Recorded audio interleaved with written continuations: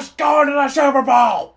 Wait, Steelers not going to the Super Bowl? What happened? The Pittsburgh Steelers entered the 2023 season with a lot of hope. With the Steelers being my number 2 team, second only to the Rams, I also felt the copious amounts of hopium filling my veins. This team just felt different. Pickett was slated to make a significant jump in year 2 with a solid offense, and the defense was set to be solid with the addition of Joey Porter Jr. via the draft and Patrick Peterson via free agency. Alongside returning stars on the defense like Minkah Fitzpatrick, TJ Watt, and Cam Hayward, there seemed to be only one thing that could slow this team down.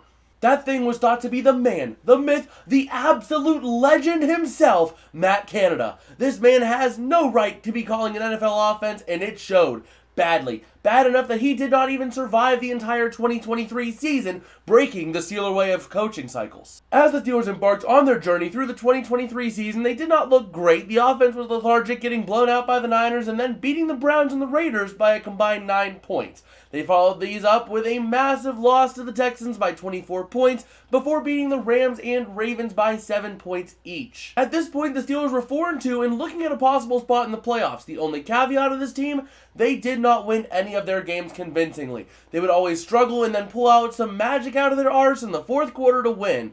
Not to mention, the losses for this team were absolutely horrendous. They did not deserve to be winning the games they did. They just kept stumbling their way into these wins. After their 4-2 start, for the 7th game of the season, the Steelers lost to the Jacksonville Jaguars by 10 before beating the Titans and Packers by 4 points each. Once again, none of these wins were looking good or convincing. That is a common trend with this Steelers team. From here, they went on to hit a roller coaster of a stretch. They lost to the Browns, then fired Matt Canada, and then beat the Bengals with an impressive offensive showing, but only 16 points to show for it, winning 16-10.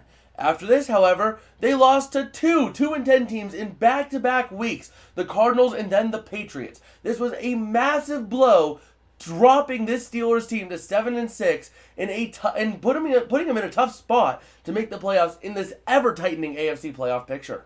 With their season on the line and Pickett down since the Cardinals game and Trubisky not looking good at all, the Steelers turned to Mason Rudolph to lead their sleigh on Christmas Eve, and he looked hot. He mopped the floor with the Bengals and then the Seahawks, and then he ended the season with a win over the Ravens to help the Steelers secure a wild card spot. This means a date with the Buffalo Bills in the wild card round in Buffalo, so let's see how that went. And let's just say it didn't go well. The Steelers kept up to a degree with the Buffalo Bills, but they were just always 1 to 2 steps behind the Bills no matter what they did.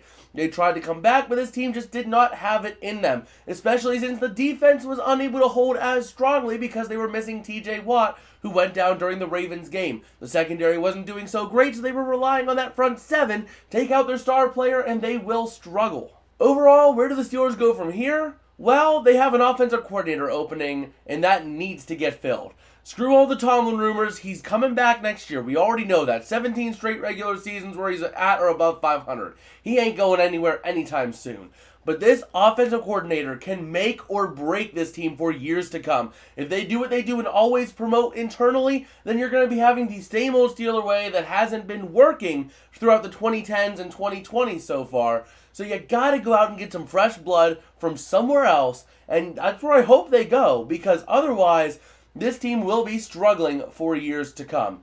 But if they can bring some fresh blood in, the sky is the limit for this team. If not, well, let's just say this team will suffer for a long time.